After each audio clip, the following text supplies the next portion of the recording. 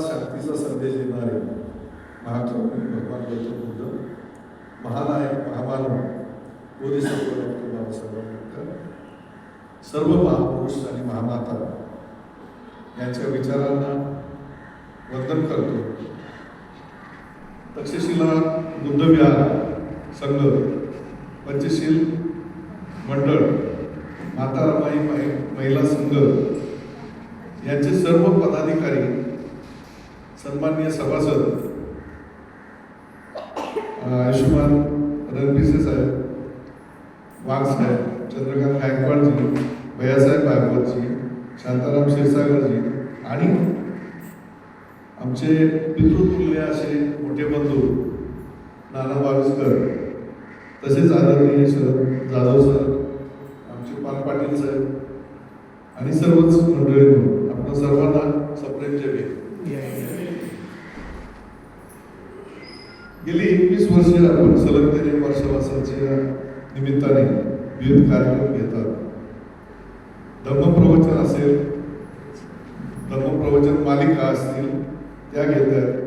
त्यामुळे आतापर्यंत अनेक मान्यवरांची प्रवचने इथं झालेली आहेत आणि आयोजित केलेली आहे.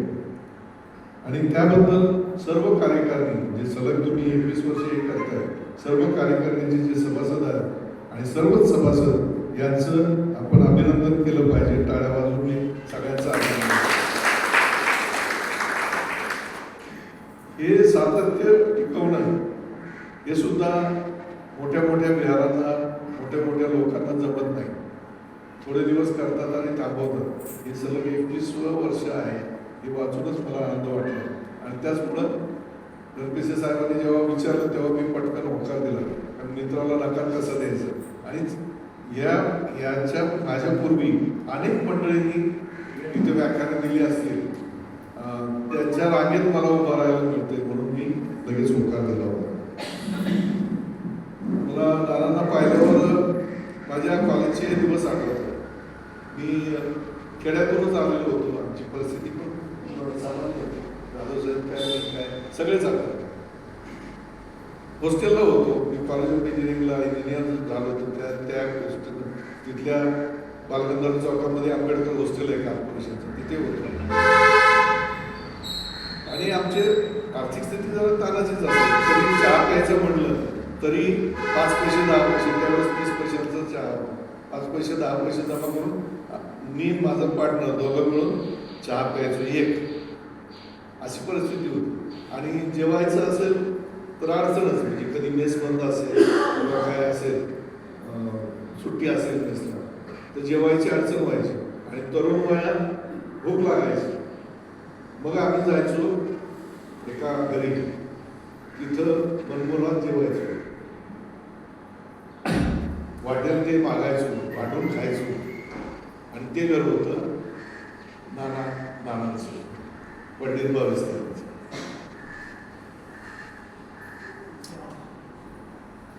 हे नानांनी आम्हाला मदत केली, आमच्या शिक्षणाला मदत केली, वेगळ्या पद्धतीने त्यांनी आम्हाला सहकार्य केलं, मार्गदर्शन केलं.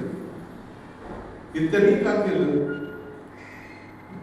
तर बाबासाहेबांचे कष्ट, बाबासाहेबांनी काहीतरी कार्य केलं, त्यामुळं ते शिकू शकते. आणि त्यांनी असा विचार केला की जर माझा फायदा झाला आहे तर मी इतर मुलांचा पण फायदा करून देईल. तसं पाहिलं तर आमचं गाव लांब आहे, सगळं आहे. फक्त त्यांचा भाऊ तो माझ्याबरोबर हॉस्टेलला होता, त्याच्या ओळखीने तो नसायचाच कधी. आम्हीच त्यांच्याकडे नेहमी जाऊन त्यांच्याकडे जायचो. हे एवढ्यासाठी सांगितलं की बाबासाहेबांच्या पुढे तुम्ही, मी, कुणीही, सगळेच आपण इथं येऊ शकलेलो आहे. त्यांच्या कार्यामुळं, त्यांच्या योगदानामुळं आपण इथे उभं राहू शकलेलो याची जाण आपल्याला असणं गरजेचं आहे. तुम्ही विचार करा की जर बाबासाहेब जन्मालाच आले नसते, ते आलेच नसते भारतामध्ये, तर आपली काय स्थिती असते. ज्यांनी जुने दिवस पाहिलेले आहेत त्यांना जाणवत असेल, माहिती असेल की खेडेगावामध्ये आपली स्थिती काय होती. जर तरुण मुलांना, आता तरुण नाही तर इथे जास्त, पण त्यांना त्याची जाणीव नाही, पण आपण त्याचे चटके शोषलेले आहेत. तर म्हणूनच बाबासाहेब जन्मले म्हणून आपण आता रोगात राहतोय, गाडी आहे, घोडा आहे, पोटभर खाता पिता येते, स्वाभिमानाने जगता येते आणि विशेष म्हणजे माणूस म्हणून आपल्याला सन्मानाने जगायला मिळतं. आता माझा जो विषय आहे तो बाबासाहेबांचं देशासाठीचं योगदान. मला एक सांगा की बाबासाहेबांनी देशासाठी जे योगदान दिलेलं आहे तर त्यातलं कोणतं योगदान तुम्हाला महत्वाचं वाटतं? कोणी सांगा, एक एक शब्दात तरी सांगितलं. बाबासाहेबांनी देशाला आपल्याला काय काय दिलं? राज्यघटना, अजून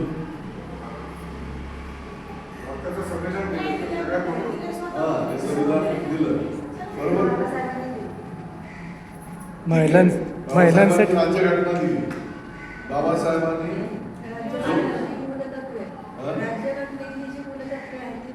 हो, म्हणजे राज्यघटना महत्वाची दिली, त्यामुळे सगळा देशासाठीच ती दिलेली आहे, फक्त आपल्याला दिलेली नाही. आपल्याला जे दिलं ते आपल्याला रिझर्वेशन दिलं, आपल्याला सन्मानाने जगायचा अधिकार दिला, या सगळ्या गोष्टी आपल्यासाठी दिल्या. सगळ्यात महत्वाचं म्हणजे दुसरी एक महत्वाची गोष्ट म्हणजे आपल्याला बौद्ध धर्म दिला, जो तसा लोप पावला होता आणि त्यांनी त्यांचं पुनरुज्जीवन केलं असं आपल्याला म्हणता येईल. आणि पुन्हा आपण त्या बौद्ध धर्माच्या जो मूळ भारतीय आहे त्या भारतीय धर्माच्या मार्गी आपण लागलो आहोत. आता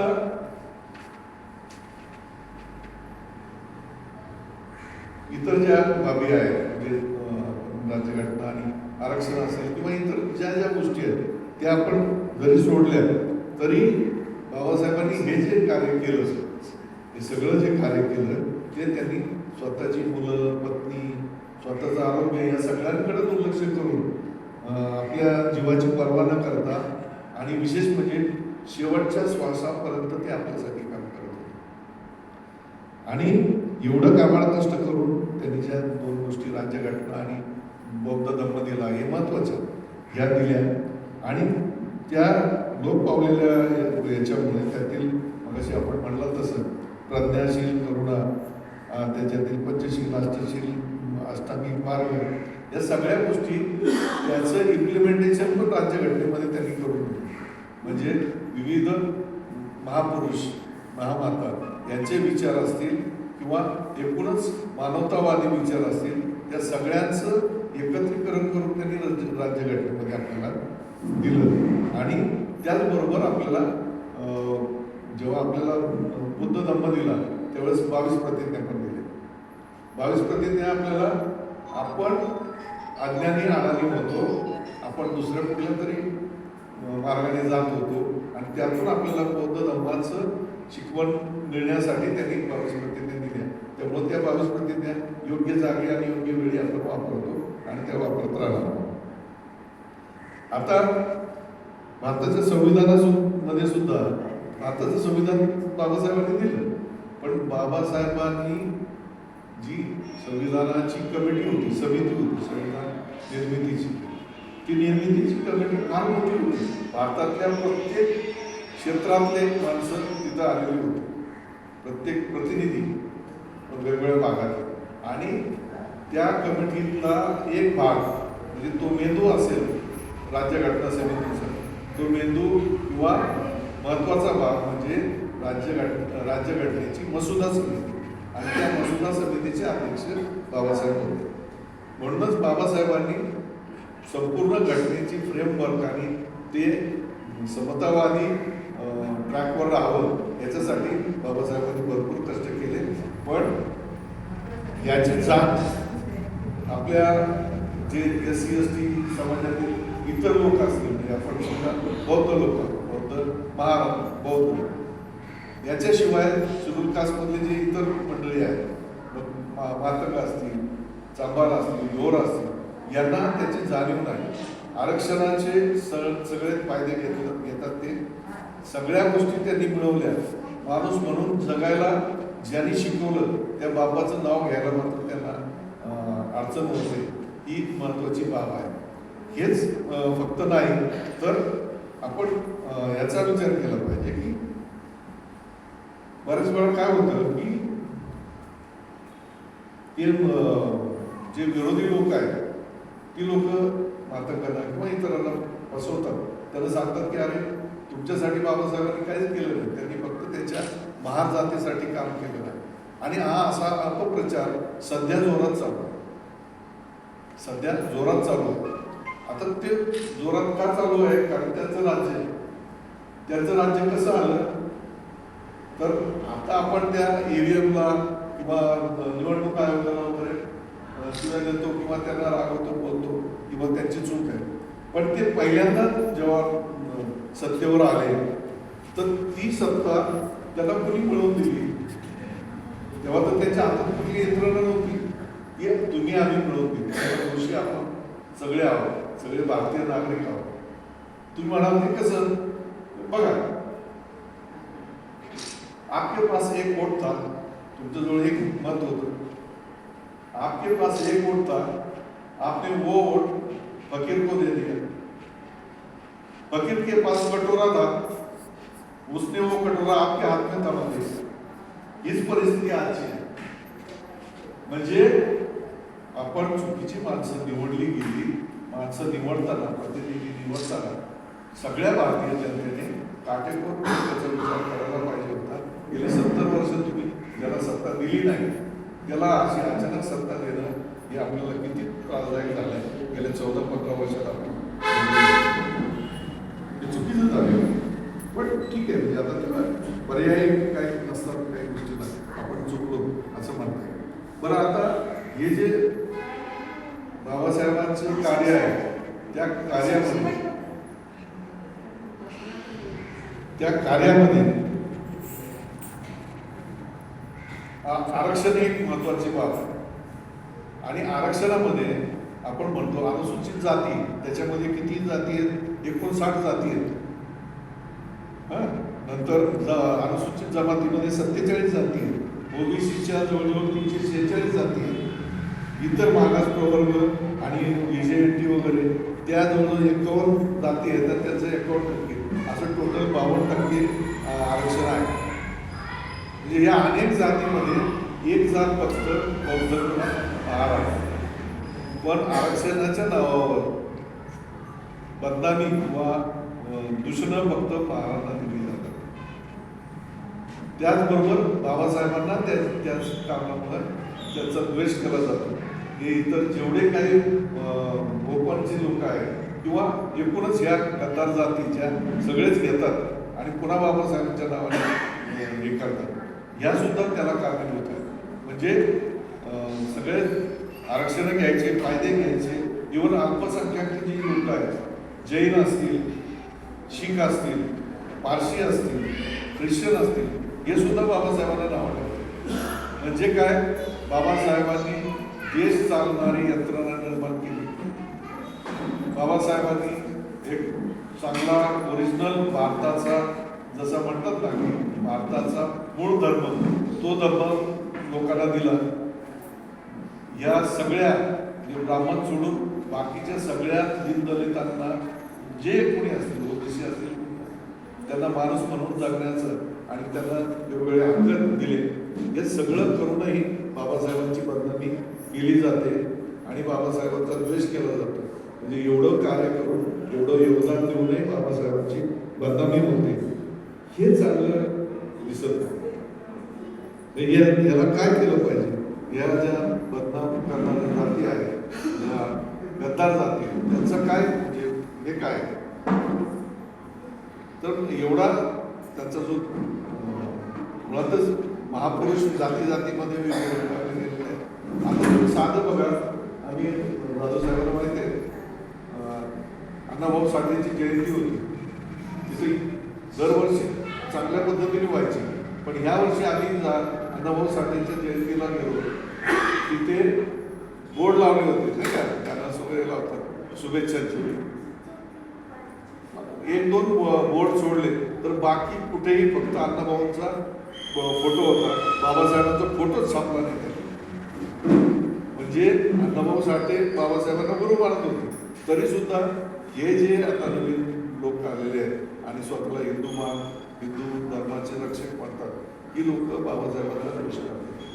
हे सगळं का घडतंय की एक तर आरक्षण आणि ह्या राज्यघटनेची ज्या मनुवादी संस्था आहे त्यांनी अशी लोकांमध्ये प्रचार केलेला आहे की ही जी राज्यघटना आहे ही काय त्यांनी कुठून तरी कॉपी करून आणलेली आहे आणि त्याचे ते त्यांनी खरं ती लिहिलेलीच नाही, दुसरंच कुणीतरी लिहिली.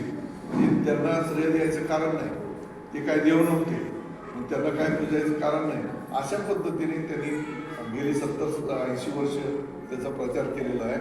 आणि हे आता ज्या कुठून निघालेले जातील त्यांनी पण त्या पद्धतीने केलं. तर याच्यामुळे काय होतंय की बाबासाहेबांनी एवढं कार्य करून आपल्याला दिसतच आहे तरी सुद्धा बदनामी होते. तर याच्यावर उपाय काय आहे? तर उपाय जर विचारात घ्यायचा असेल तर त्याला थोडा वेळ लागेल आणि त्याला भरपूर कामे करावं लागेल, त्याला आपल्याला अभ्यासही थोडासा करावा लागेल. कारण बाबासाहेबांनी योगदान व्यतिरिक्त या भारत देशाला जे दिलंय त्याची आपण थोडक्यामध्ये माहिती घेत राहू. एकतर संविधानाचा मसुदा त्यांनी तयार करताना स्वातंत्र्य, समता, न्याय या ज्या गोष्टी आहेत, बंधुता, ही तत्व वापरली. आणि ही जी स्वातंत्र्य, समता, बंधुता, न्याय हे कोणासाठी आहे? हे फक्त बौद्धांसाठी आहे का? हे भारतातल्या सगळ्या नागरिकांसाठी. मी सोपं सांगायचा प्रयत्न करतो बरं का. म्हणजे फार जड मला बोलताही येत नाही, मला तेवढं हे नाही, पण सोपं सांगतोय. सोपं एवढ्यासाठी सांगतो, मला आठवलं म्हणून सांगतो. मागे जयंतीचा कार्यक्रम असतो एका ठिकाणी आणि तिथं सलग 4-5 दिवस चांगले मनोरंजनाचे कार्यक्रम चालू असतात. आणि एक कार्यकर्ता हटून बसतो, नाही आता यावेळेस उद्या आपल्याला शास्त्रीय संगीताचा कार्यक्रम करतो. त्या हटूनच बसतो, भांडतो आणि शास्त्रीय संगीताचा कार्यक्रम सुरू होतो. असे बसलेले असतात सगळे. एक गाणं होतं त्याचं, लोकांना शास्त्रीय संगीतात ते एवढं कळत नाही, मग ते एक गाणं होतं, थोडे लोक कमी होतात, 2 होतात, आणखी कमी होतात. तिसरं गाणं तो सुरू करतो तेव्हा त्या स्टेजवर एक पैलवान येतो, त्याच्या हातात काठी असते आणि मिशक तो एक वरती येतो आणि इकडे तिकडे बघतो. तो गाणारा इथं बसलेला असतो, तो घाबरून जातो गाणारा विचार. तो म्हणतो, साहेब तुम्हाला आवडत नसेल तर बंद करू का? तर तो त्याच्या सुलभ नजरेने बघतो, म्हणतो तुझं चालू दे रे, तुला ज्याने आणलं त्याच्याकडे मी बघतो, त्याला शोधतोय मी. मग तसं रणपिसेवर वेळ येऊ नये म्हणून मी सोपं सांगायचा प्रयत्न करतो, तुमच्या लक्षात यावं मी जे बोलतोय.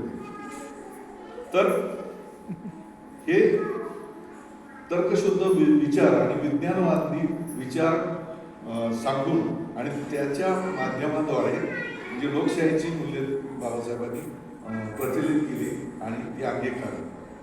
पुन्हा देशातील जमिनीचं राष्ट्रीयकरण करण्याच्या दृष्टीने त्यांनी बरेचसे प्रयत्न केले. म्हणजे विशेष म्हणजे होती पद्धती जी होती कोकणामध्ये, काही लोक कोकणाचे असतील, होती पद्धती होती ज्याच्यात जे मूळ मालक होते ते वहिवाटदारांचं शोषण करायचे, त्यांना म्हणजे काय म्हणतात अमानुष वागणूक द्यायची, गुलामासारखी वागणूक द्यायची.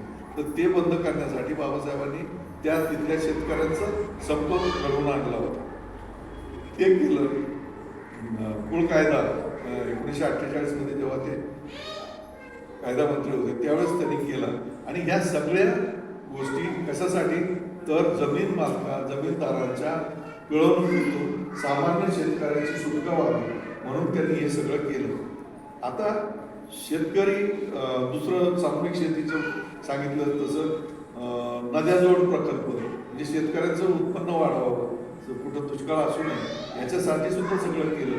आता हे सगळं जे आहे शेतकरी आहे, शेतकरी काही एकच जातीचे, फक्त महार थोडेच आहेत, बौद्ध थोडेच आहेत, सगळ्या जातीचे. तर हे आपण समजून घेतलं पाहिजे.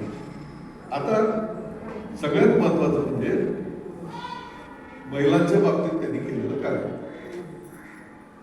काही लोक असे म्हणतात की भारतातल्या सगळ्या महिलांनी, सगळ्या मुलींनी सकाळी उठल्या आधी बाबासाहेबांचं देवाचं दर्शन घेतलं पाहिजे, कारण त्यांनीच त्यांना मानव म्हणून जगायला भाग पाडला. खरी गोष्ट अशी आहे की कोणत्याही उडालेल्या जातीमध्ये सुद्धा त्या मुलींना शिक्षणाची हे नव्हतं, अलाउड नव्हतं, शिक्षणाची मुभा नव्हती. इव्हन आजही काही कोल्हापूर वगैरे त्या भागामध्ये काही मराठा मंडळींच्या घरामध्ये गोशा पद्धत आहे. गोशा पद्धत तुम्हाला माहिती नाही, मी तुम्हाला सांगतो. गोशा पद्धत म्हणजे त्या घरातल्या महिलांनी हॉलमध्ये यायचंच नाही, आयुष्यभर तिने यायचं नाही, कधी तिने आतमध्येच राहायचं, जे काय आहे त्यांनी मागच्या बाजूने करायचं. कधीही घरामध्ये कुठली चर्चा चालू आहे, महत्वाचा निर्णय आहे, त्याच्यामध्ये महिलेने भाग घ्यायचा नाही. इतकी दुय्यम वागणूक अजूनही काही ठिकाणी चालू असेल, आपल्यातही काही ठिकाणी जर चालू असेल म्हणजे आपण जर घरातील महिलेला जर दुय्यम स्थान देत असाल तर त्वरित ते बंद करावं आणि महिलेला समान हक्क, समान अधिकार देण्याचा प्रयत्न करावा, याची काळजी घेतली पाहिजे. तरच आपण आंबेडकरांचे अनुयायी असं आपण म्हणून घेऊ शकतो. हिंदू कोड बिल बाबासाहेबांनी आग्रह धरला, ते मान्य होत नाही म्हणून त्यांनी राजीनामा दिला. पण त्याचंच रूपांतर बाबासाहेबांनी मागच्या वेळेस सांगितलं की त्याचंच रूपांतर मग हिंदू सक्सेशन ऍक्ट असेल किंवा हिंदू मॅरेज ऍक्ट असेल किंवा हिंदू अडॉप्शन ऍक्ट म्हणजे दत्तक याचं. आता हिंदू सक्सेशन ऍक्ट नुसार प्रत्येक महिलेला, प्रत्येक मुलीला आपल्या वडिलांच्या संपत्तीतला समान हक्क, जेवढा भावाला तेवढा मिळतो. हे फार मोठं कार्य आहे. इतके दिवस बहिणीला साडी जुळली म्हणून काहीतरी 1000-2000 द्यायचे, सही घ्यायची, सोडून द्यायचं, असं होतं. आता तसं नाही, समान हक्क आहे, म्हणजे मुलीलाही समान हक्क आहे. इव्हन समजा नवरा वारला तर सासऱ्याच्या संपत्तीतला हक्क सुद्धा त्या सुनेला मिळतो, असाही कायदा आहे. हे सगळं कशामुळे आहे तर बाबासाहेबांनी सुरू केलेल्या हिंदू कोड बिलाच्या संबंधात. दुसरं हिंदू मॅरेज ऍक्टच्या संबंधात इथे कोण सगळ्यात लहान वयाचं कोण आहे महिलांमध्ये? कोणीच नाही. त्यांना माहिती आहे सगळ्याला आणत आहे विजया बागे. माझ्या चुलत आजोबांची गोष्ट आठवते. दूरच्या नात्यातले होते, त्यांची एक बायको वारली होती आणि नंतर त्यांना 2 बायको होत्या, म्हणजे 3 बायका त्यांना. आणि त्यांच्या तरुणपणे म्हणजे त्या आमच्या ज्या आज्या होत्या त्याच्या तरुणपणे त्यांच्या एवढ्या भांडणं व्हायच्या की विचारायचे नाही. आणि त्यातल्या एका आजीला माझ्या कायमचं राहत राहणार कधी कधी येऊ दिलं, त्याचे मला बरं. हे का बंद झालं? हिंदू मॅरेज ऍक्ट बंद झालं, नाहीतर आपल्याकडे दिसलं असतं. आपल्याला ते सहन झालं नसतं. आजच्या परिस्थितीमध्ये जर नवीन तरुण मुली असतील त्याला सोबत काय हा शब्द सुद्धा माहीत नाही, आणि याचं श्रेय बाबासाहेबांना आहे, याची जाणीव आपण ठेवतो. हे महत्वाचं आहे, नाहीतर आपलं जीवन जगणं किती दुष्कर झालं असतं. आणि ही जी पुरुष प्रधान संस्कृती असेल, पितृसत्ताक संस्कृती, हिचे दुष्परिणाम किती होते हे जुन्या काळातल्या लोकांना माहिती आहे. आपल्या आजी असतील, पंजा असतील, त्यांना हे माहिती आहे की पुरुषांनी किती अत्याचार महिलांवर, मुलींवर केलेले आहे. आणि आपल्यापेक्षा आपण तरी थोडंफार समानतेच्या ह्याच्यात होतो, पण ज्या उच्च जाती आहेत त्या उच्च जातीमध्ये विधवा जरी झाली तरी तिच्यावर अत्याचार करणं थांबत नव्हतं, एवढी वाईट स्थिती होती. अशा घरातल्या महिला म्हणजे ज्या पुढारलेल्या जातीतल्या आहेत त्यांनाही बाबासाहेबांच्या या जगणं सुलभ झालं, त्याचं व्यवस्थित जगायला लागलं. याचं श्रेय त्यांनी बाबासाहेबांना दिलं पाहिजे. नाही की ते गणपतीला जाऊन कुठलं स्तोत्र म्हणायचं. या अशा गोष्टी आहेत, म्हणजे एकतर सोबत येणं बंद झालं, हे महत्वाचं बाब आपण लक्षात घेतलं पाहिजे. इथलं अशिक्षित कोण आहे, एकदम काहीच शिकलं नाही असं कोण आहे? महिला पहिली पण नाही शिकली. तुम्ही शिकला? हे 1-2 आहे, पण बाकीचे सगळे शिकलेले आहेत. एक लक्षात घ्या, शिकल्यावर आपले हक्क अधिकार हे समजायला लागतात आणि शिकलं की आपण हक्क अधिकार वाढवून मिळवू शकतो. तेवढी ताकद आपल्या बोलण्या वागण्यामध्ये येते. हे महत्वाचं हत्यार बाबासाहेबांनी शिक्षण आणि आरोग्य हे 14व्या वर्षापर्यंत शिक्षण कंपल्सरी केलं आणि राज्याला जे केलं म्हणजे सरकारला ते कंपल्सरी केलं की हे मोफतमध्ये दिलं पाहिजे. ही महत्वाची बाब सगळ्यांसाठीच केली, स्त्री असो पुरुष असो सगळ्यांसाठीच झालं. त्याच्याशिवाय मी बोलतोय समजते ना, कंटाळ्यात असेल तर सांगा. दुसरं या महिलांसाठीच महिलांना 8 तासाची ड्युटी बाबासाहेबांनी फिक्स केली. बाबासाहेब कायदा मंत्री किंवा मला वाटतं कायदा मंत्री असतानाच ती कामगार मंत्री होती. कामगार मंत्री असताना त्यांनी कुठल्या तरी खाणीला भेट दिली होती आणि तिथं एक प्रेग्नंट महिला होती, मुलगी होती. तिला पाहून बाबासाहेबांना वाईट वाटलं आणि त्यांना विचारलं की तिला तुला सुट्टी वगैरे तर त्यांनी परत आल्यावर ती सुट्टी जी बाळपणाची पगारी सुट्टी ही सुरू केली. नंतर बालकाच्या संगोपनासाठी सुद्धा बाईला किंवा नवऱ्याला दोघांना विभागून सुट्ट्या द्यायला सुरुवात केली. त्या पण पगारी सुट्ट्या द्यायला सुरुवात केली. हे सगळं कशामुळे होत आहे? शिवाय पोलीस स्टेशनला बाईला रात्रीच्या वेळेस बोलवू नये असा कायदा केलेला आहे. हे महिलांचं संरक्षण आहे ना, रात्रीच्या वेळेस बाहेर बोलवायचं नाही. अशा पद्धतीचं हे सगळं सवर्ण जातीतल्या महिलांना सुद्धा या शिक्षणाचे अधिकार असतील, हिंदू कोड बिलांचे जे फायदे असतील ते सगळे मिळालेले आहेत आणि त्याची त्यांनी जाण ठेवणं गरजेचं आहे. आता नॉर्मल आपण कामगार कायदा केला, कामगार जे वेगवेगळ्या कंपन्यांमध्ये कामगार आहेत, जवळपास आपण सगळेच कुठेतरी कामाला असतो, कामगार म्हणून असतो, तुमचे पती असतील, कोणाची मुलं असतील. 8 तासाची ड्युटी ही फिक्स केली. पूर्वी एवढं शोषण व्हायचं की 12-12, 13-13 तास मोडलं जायचं. कधी कधी त्याचा ओव्हर टाईम पण मिळत नव्हता. पण 8 तास ड्युटी जास्तीचं काम पडलं तर ओव्हर टाईम हे कायदे झाले. आता मी हे सांगत असताना काल महाराष्ट्र सरकारने 12 तासाचं काम, दिवसभराचं काम करायचं असा कायदा त्यांनी मंजूर केलेला आणि तो अत्याचाराचा आहे आपल्यावर. हे का होत आहे? चुकीची माणसं बसलीत ना तिथे. त्यांना संविधानातल्या तरतुदी, कायद्याच्या तरतुदी याचा जाब विचारणारी आपली यंत्रणा मोठी नाही आहे आणि त्याच्यासाठी हे सगळं होतं. मग 8 तासाची ड्युटी, प्रत्येक कामगाराला साप्ताहिक सुट्टी मिळाली पाहिजे हा त्यांचा हक्क मिळवून दिला.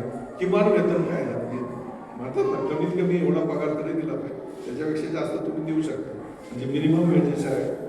नंतर कामगार कल्याणाचे जे कायदे वेगवेगळे, एखाद्या कामावर असताना काही बूट घातले पाहिजे, हेल्मेट दिलं पाहिजे, प्रोटेक्शन दिलं पाहिजे, या सगळ्या गोष्टी त्याचे कायदे झाले. याशिवाय ESIS बऱ्याच लोकांना माहिती असेल, हॉस्पिटल आहे कामगारांसाठी, तिथे स्वस्तात किंवा फुकटच ट्रीटमेंट मिळते. मोठमोठ्या कारखान्यांची त्याच्यात अकाउंट्स असतात. हे सगळं मिळालं, हे सगळ्या कामगारांना मिळालं. हे काय बौद्ध कामगारांना मिळालं का? सगळ्यांना मिळालं.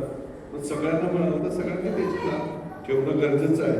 आणि याच्यामुळं या देशातील सर्व कामगारांचे उद्धार करते बाबासाहेब आंबेडकर आहे असं आपण म्हटलं पाहिजे. मगाशी आपण म्हटलं तसं की घटनेमध्ये आज शिक्षण हा मूलभूत अधिकार त्यांनी दिलेला होता आपल्याला आणि ते शिक्षण 14व्या वर्षापर्यंत द्यायचं आणि ते कंपल्शन आहे.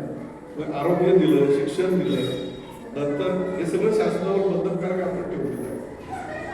मग बाबासाहेबांनी शिक्षणाचं महत्त्व जाणलं होतं.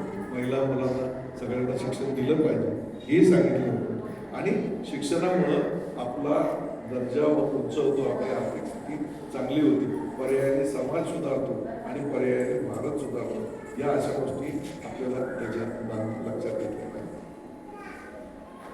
याच संविधानामध्ये आपण मागाशी म्हटलं तसं सर्वांना समान हक्क दिलेले आहेत, अधिकार दिलेले आहेत, सामाजिक न्याय मिळालेला आहे आणि त्यातून प्रत्येकाला एका मताचा अधिकार आहे. तो किती पैशावाला असला तरी त्याला एकच मत देता येतं, गरीब असला तरी त्याला एकच मत देता येतं. म्हणजे राजा आणि रक्त एका लाईनीत उभा करण्याची जादू बाबासाहेबांच्या या संविधानात झालेली आहे.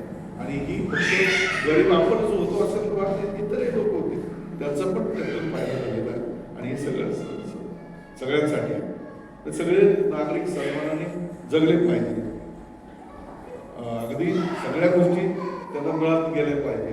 आणि हे फक्त नागरिकांसाठीच नाही, तर भारतातल्या नागरिक असेल, म्हणजे मानव जात असेल, पशु पक्षी प्राणी, नद्या तलाव डोंगर यांच्या बाबतीत काय काळजी घ्यायची, त्याचे पर्यावरणाचं रक्षण कसं करायचं, याच्या सुद्धा बारीक सारीक गोष्टी बाबासाहेबांनी केलेल्या आहेत. जे आपण आता अभ्यासाचं जरी म्हटलं तरी आपलं तेवढा वेळ आपल्याला मिळणार नाही, एवढं त्यांनी करून ठेवलेलं आहे. आणि हे सगळ्यांसाठी केलेलं आहे. आणि कोणतंही अगदी बघा, आताच्या काळात ज्या ज्या गोष्टींचं खंडन होतं, ज्या ज्या गोष्टींना प्रतिबंध केला जातो, ते म्हणजे विचार स्वातंत्र्य, आचार स्वातंत्र्य, नंतर आराधनेचं स्वातंत्र्य, म्हणजे आपण कोणत्याही धर्माचं आचरण करू शकतो, कोणत्याही देवाचं आराधना करू शकतो, धर्म स्वातंत्र्य जे मी म्हणतो तसं. आणि हे सगळे मानवाधिकार म्हणतात ना, ह्युमन राईट्स, त्याच्यामध्ये येतात. आणि ते इतर देशामध्ये फार उशिरा मिळाले. म्हणजे अमेरिकेसारख्या देशात सुद्धा ह्युमन राईट्स काळा आणि पांढरा याचा दोष फार प्रचलित होता, तो सुद्धा नंतर सुधारणा झाली. आपल्याकडे त्याच्या आधी झालेली गोष्ट आहे. भारतात कुठेही जायचं यायचं याचं स्वातंत्र्य आपल्याला आहे, राहण्याचं स्वातंत्र्य आहे, किंवा काय खायचं, नंतर कोणत्याही भाषा बोलायची, हे सुद्धा आपल्याला स्वातंत्र्य. आजकाल मराठी बोल म्हणून कुणीतरी रस्त्यात जाते मारते, हेच का खाल्लं तेच का खाल्लं म्हणूनही मारतात. म्हणजे हे अराजकतेकडे चाललेली गोष्ट आहे आणि त्याच्यावर आपण कंट्रोल करणं गरजेचं आहे. मुळात बाबासाहेबांनी, तुम्हाला माहित आहे, भारत जेव्हा स्वतंत्र झाला किंवा आपण ही राज्य त्यावेळेस भारतामध्ये साधी सोयी सुद्धा बनवायचं काही हे नव्हतं. कारागीर होते, त्याशिवाय आपल्या लेणी वगैरे एवढ्या भारी झाल्या नाही. कारागीर होते, भांडे बनवणारे होते, सगळे होते, पण मशिनरी आणि ज्या स्पीडने काम करायला पाहिजे ते नव्हतं. ते बाबासाहेबांनी प्रस्तुत केलं होतं. आधुनिकीकरणामध्ये धरणं बांधायची, त्याच्यामुळे शेतीला त्याचा फायदा होईल. नंतर पाण्यावर वीज निर्माण करायची, याची आयडिया बाबासाहेबांची होती. त्यांनी अनेक धरणं म्हणजे भाकरा नागरी व इतर मोठे मोठे धरणांचे आराखडे त्यांनी स्वतःच्या हाताने तयार केलेले काही आराखडे. म्हणजे ते आता तुम्ही विचार करा, आजच्या स्थितीमध्ये आपल्या शहरामध्ये वर्षभर लाईटच आली नाही तर आपलं जगणं कसं होतं. प्रत्येक गोष्ट लाईटवर आहे, प्रत्येक गोष्ट. आणि ह्याची निर्मिती बाबासाहेबांनी दूरदृष्टी ठेवून केलेली आहे. आणि त्यानुसार आपण जगाबरोबर आपण वाहत चाललेलो आहोत. आणि ह्याचं सगळं श्रेय बाबासाहेबांना. आता तुमचे पैसे तुम्ही डब्यात काही बायकांना ठेवतात ना, लेडीज डब्यात किंवा कुठल्या चहा पत्तीच्या डब्यात जायचं, पण नॉर्मली जास्त पैसे असतील तर आपण बँकेत ठेवतो ना. बँकेत ठेवून आपण समजा कधीतरी रोज रात्री असं उठतो का, आणि माझे पैसे चोरीला जातील का, काय होईल का, कारण आपल्याला माहिती आहे बँक ही सुरक्षित जागा आहे. बँकेत पैसे ठेवले कुठे राहणार नाही.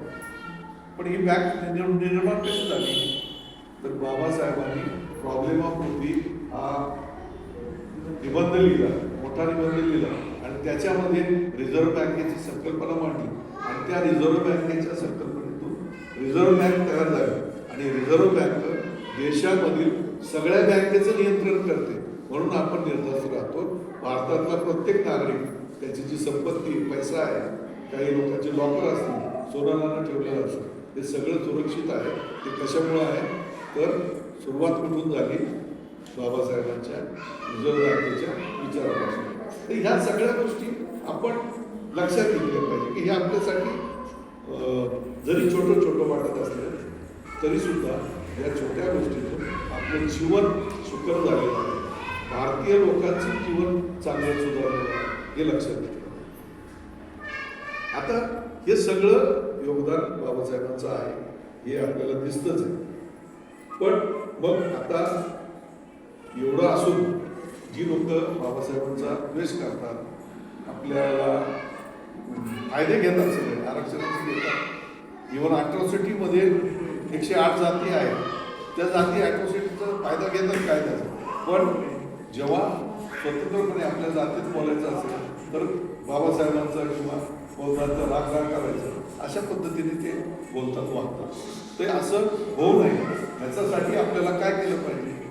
याच्यासाठी पथनाट्य असतील किंवा पिक्चरमधून, नाटकामधून, नाही का, अशा पद्धतीने किंवा कुठलं मीडिया असेल, जे फेसबुक असेल, व्हॉट्सअप असेल, याच्यातून आपण बाबासाहेबांच्या योगदानाचा प्रचार केला पाहिजे. हे का करायचं म्हणतो मी, तुम्ही आता बघा, काल परवा जर पेपर वाचत असाल तर,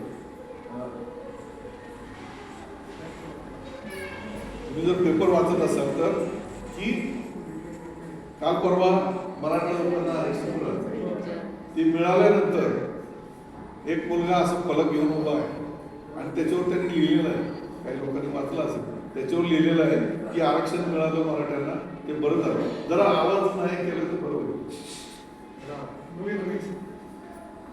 मग ते लिंक तुटून जातं. तर ते फलक लावलेलं आहे आणि त्या फलकावर त्याने लिहिलं होतं की आरक्षण, मराठ्यांना आरक्षण मिळालं. आता आम्हाला फुकट शिकणाऱ्या आणि कमी मार्क असलेल्या लोकांना साहेब म्हणावं लागणार नाही. हा किती द्वेष आहे आपल्याबद्दल, किती द्वेष आहे लोकांच्या मनात. आणि त्याच्या एका फलकाने काय झालं की त्याचा तो बोर्ड आहे, तो सगळीकडे फिरतोय. आतापर्यंत लाखो करोडो लोकांनी तो इकडं तिकडं फॉरवर्ड केलं. त्याला शिव्या देण्यासाठी का होत नाही, पण तो फॉरवर्ड झाला. म्हणजे त्यांनी त्याचं कार्य केलं. तसं जर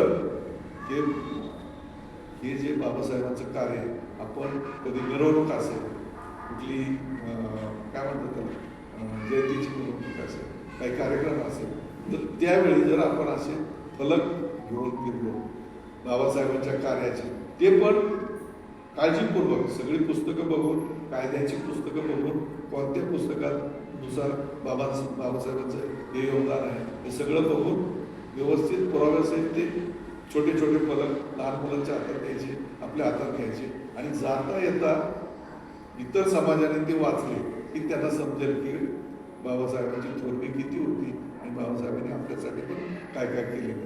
हे यानंतर प्रकारे त्यांच्यापर्यंत पोहोचणं गरजेचं आहे. म्हणजे त्यातून ते योगदान त्यांच्यातून कळेल. बऱ्याच वेळा काय होतं की आपण नाचगाणे असतील किंवा जयंतीचा कार्यक्रम आहे म्हणलं, मोठमोठं डीजे वाजवून केलं तर त्यांनी लोकांना त्रासच होतो.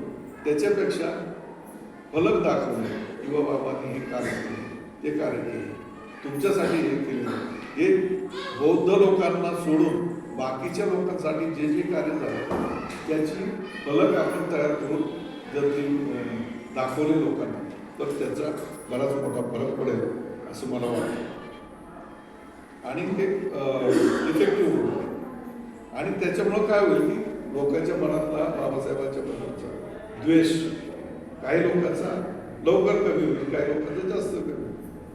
पण ते जर त्यांनी समजून घेतलं, संविधानाची मान्यता दिली, तर ह्या गोष्टीसाठी संविधानाची मान्यता दिली आणि सगळंच लोकशाही जर ते मानायला लागले तर किमान नागरिकांचं जे जीवन आहे ते थोडंफार आपल्याला बदलता येईल.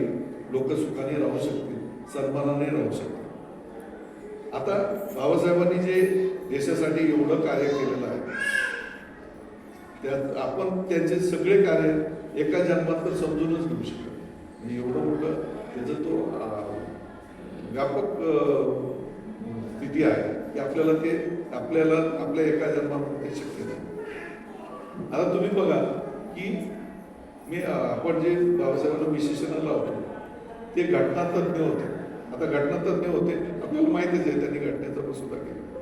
राजनीतिज्ञ होते, अर्थशास्त्री होते, रिझर्व्ह बँक, समाजशास्त्री होते, त्यांना जातींचा किंवा शूद्र पूर्वी कोण होते, अस्पृश्य जातीचा कशी निर्मिती झाली याच्यावर त्यांनी लिहिलेले. मानववंशशास्त्रज्ञ होते, तत्वज्ञानी होते, वकील होते, इतिहासकार होते, नंतर जलनीतिज्ञ होते, नंतर लेखक होते, त्यांनी बरेचशी पुस्तकं लिहिली. शिक्षण तज्ञ होते, ते स्वतः शिक्षक होते, धर्मशास्त्रज्ञ होते आणि पत्रकार होते. त्यांनी बरेचशी